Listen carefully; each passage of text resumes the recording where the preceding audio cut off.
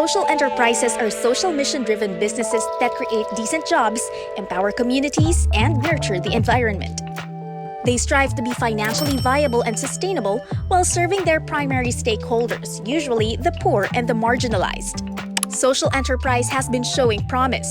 From 30,000 social enterprises in 2007, it blew up to 164,000 in 2017.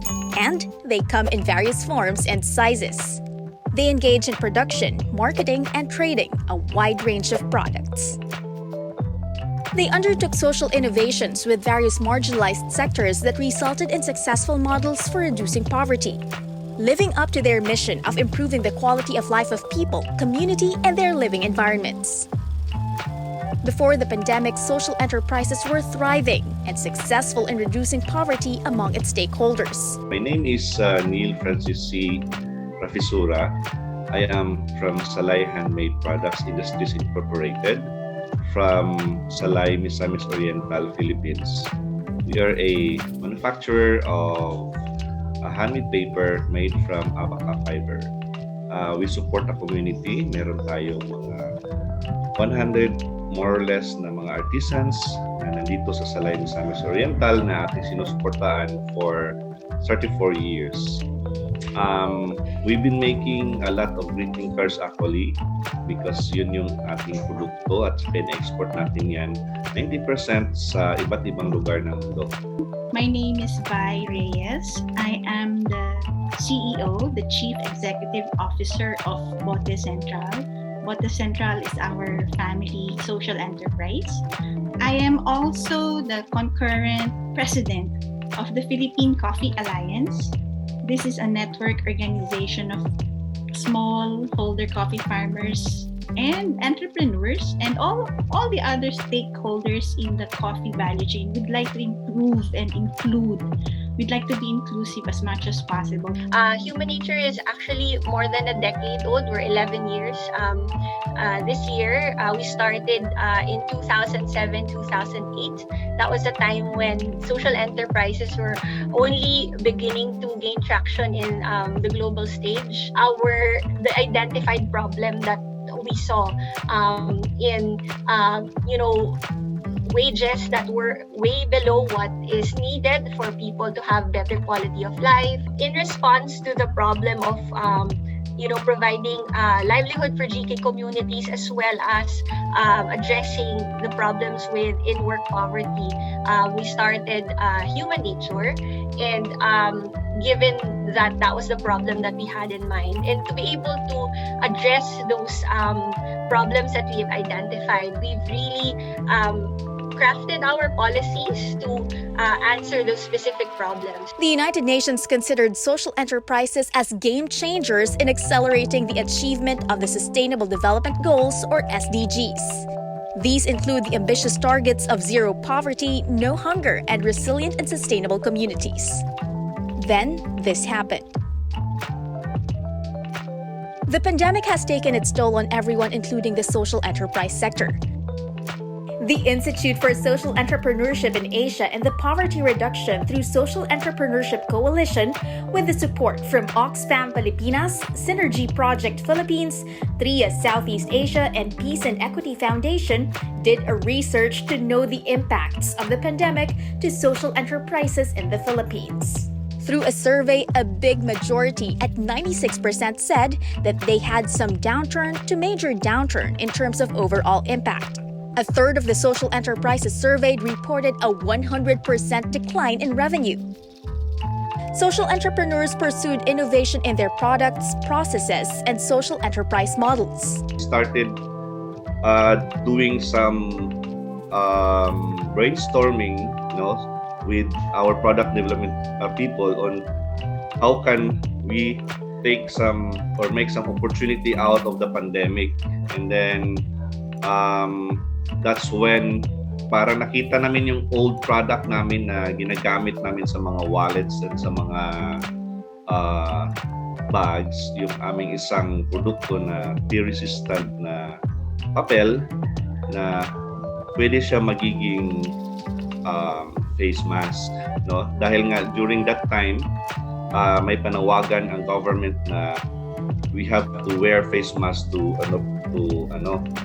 prevent yung spread of COVID. And during the pandemic, we ensured that we were continuing to buy from the farming communities because we were really working very hard for the survival of human nature, and we were preparing and really looking into the future and thinking how we will still be able to serve our customers.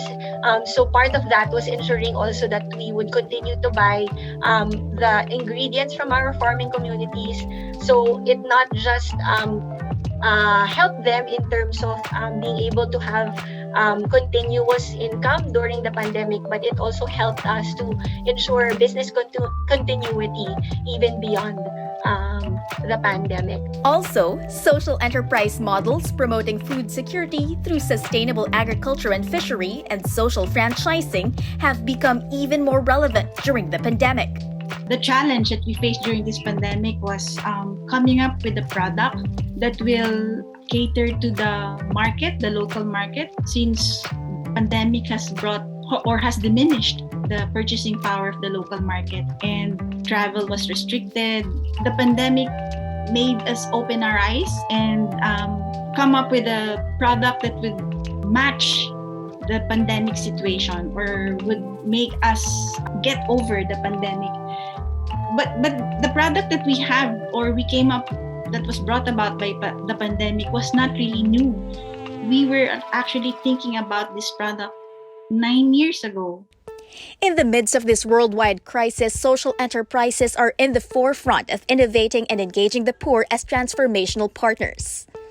Social enterprises who survived the lockdowns were those with diverse income sources and had established digital transformation even before the pandemic. Social enterprises succeeded in implementing innovations, even went beyond their stakeholders to help other communities during the pandemic. In relative terms, the poverty sector served by social enterprises that were able to sustain their operations coped better during the pandemic.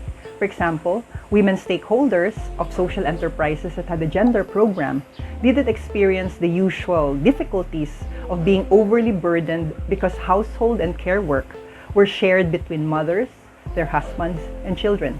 Aside from the significance of social innovation, partnerships of social enterprises with government, non-government organizations, other social enterprises, and resource institutions made a difference in providing resources, markets, and overcoming the difficulties of trading during community quarantine. Local government units agreed to purchase agricultural produce such as rice, fish, vegetables, and fruits during the lockdown. The challenge for social enterprises is reimagining how to sustain serving marginalized groups while the sector itself recovers. To do this, the Social Enterprise Action Research identified 5 levels of collaboration endeavors and partnership as pathways.